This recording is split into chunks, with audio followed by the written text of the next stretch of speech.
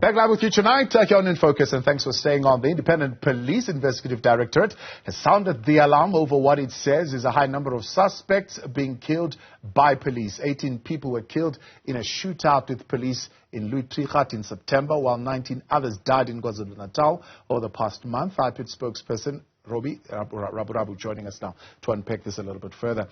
Dr. Robbie, good to have you, and thank you very much for coming on. The community, you are saying, is asking you whether the use of force that they are seeing in the latest killing of the suspects is warranted and is within law. Tell us why they would have raised that question in direct relation to the amount of police that are being killed in the line of duty. Good evening, and thank you for having us. But I think let me make something clear. The community did not ask us directly. This is as a result of an inquiry that we received from one of the media houses in Johannesburg that were raising these issues with us.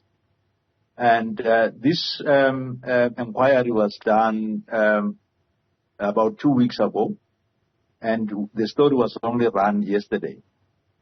So it's not necessarily the community came to us. It's the media was actually conducting whatever that they were conducting when they picked this thing up, and then they contacted us with regard to that, and that's the response that we gave them. But then yourself, outside of the media, would you not have been able to pick any areas of concern? What is the degree of the supervision that Ipid is putting in place in terms of supervising the authority to use deadly force by police?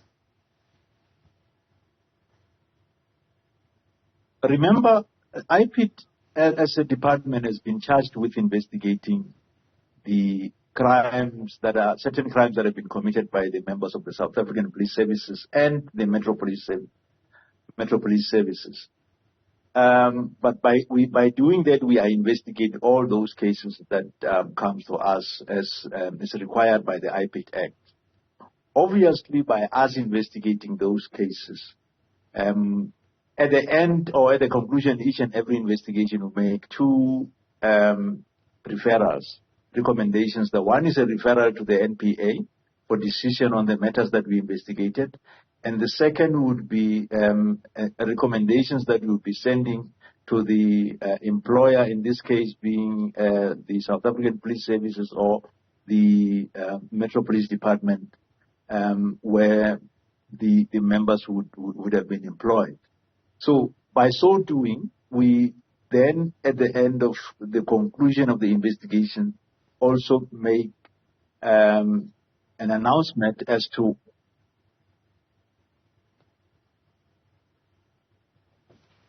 All right, we seem to have lost the connection there with Robbie Raburabu, speaking on behalf of Ipid there. We'll try and establish that connection. But Robbie, you're back. So you're saying then you would conduct those investigations, hand them over to the NPA. But here's my question, though. I mean, now you are raising the concern, for example, around what you're seeing in KZN, where you're seeing a huge number of suspects being killed there, at least in the last month. Is it KZN only that is the area of concern for you as a province?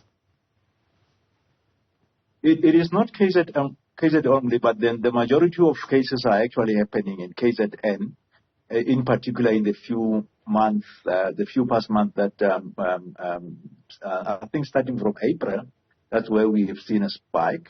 But then it also happened in other provinces, like in Gauteng. We have had a few. We have had also one in Limpopo, the one that you just referred to in your intro.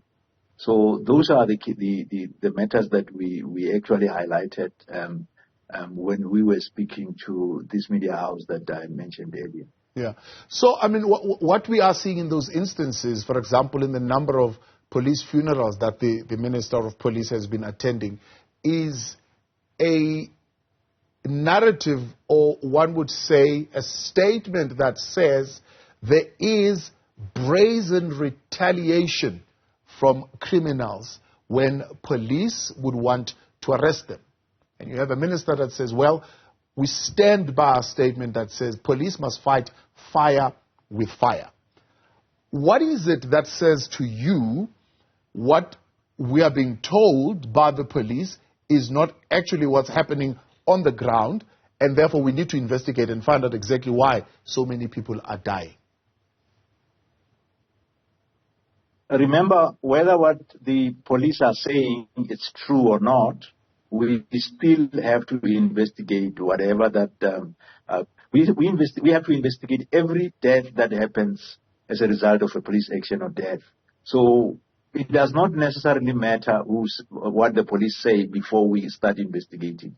So we only looking at what the investigation outcome would be, because we are not actually controlled by what whoever that is going to say, whatever that he thinks is the thing that actually killed this person or the reason that made them to kill these people. Yeah. So there would always be reasons why certain things happen. Yeah. So what are you controlled by when it comes to the authorized use of force? The outcome of the investigations. So in instances, for example, like in Limpopo, like in KZN that we are talking about right now, there is a degree of police discretion that police need to employ to ascertain to what degree the force is necessary. So in your investigation, what would constitute a misuse of force? Remember, there is a Criminal Procedure Act that controls this. That Section 49, subsection 2 of the Criminal Procedure Act says controls everyone. It controls everyone who then uses force. It's not only the police. It's any person that has to use force to effect an arrest or do any other thing that is tantamount in whatever that is doing. So it's not up to us as Ipid. Us as Ipid, the only thing that we do is that we investigate to see if anything that happened or that happened is actually in line with the law. Yeah.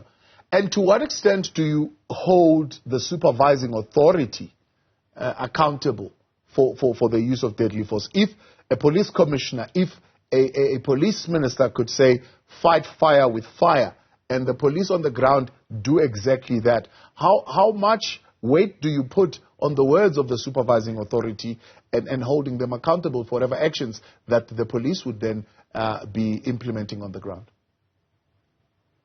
Like I said, the law says the person that actually takes the last action is the one that is supposed to be responsible. So no matter what actually made you do that, because obviously you cannot be influenced by someone saying something. Obviously, if they tell you to go and kill a person and you go and kill a person, the person that told you to kill a person is not the one that killed that person. It's you that took a decision to kill that person. It does not really matter what you were told, because you can't rely on those things. If anything is unlawful, they ask you to do an unlawful thing and you go and do it.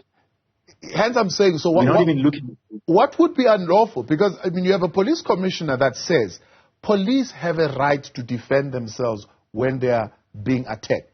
When we want to arrest people, and if people surrender to the arrest, fine and well, by all means, there is no problem. But when we want to arrest people and people respond in a manner of retaliation, right? Police have a right to defend themselves. So what would be that line for you that says, well, now this is the misuse of force?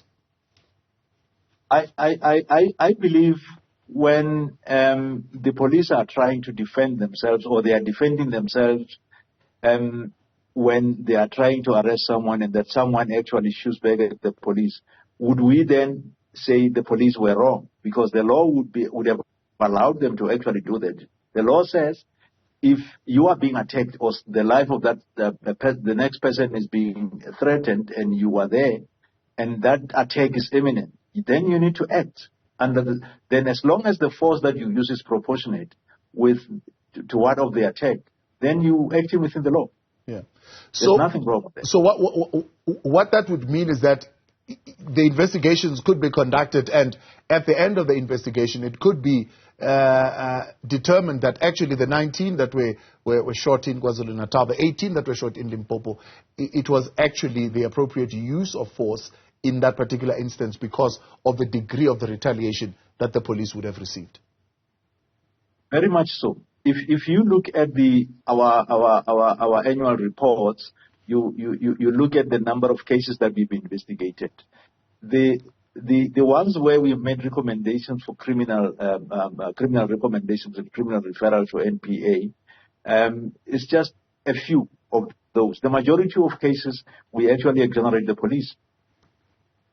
Robbie Raburabu, appreciate your time. Thank you very much for coming on. Speaking on behalf of Ipid there, the national spokesperson, Robbie Raburabu.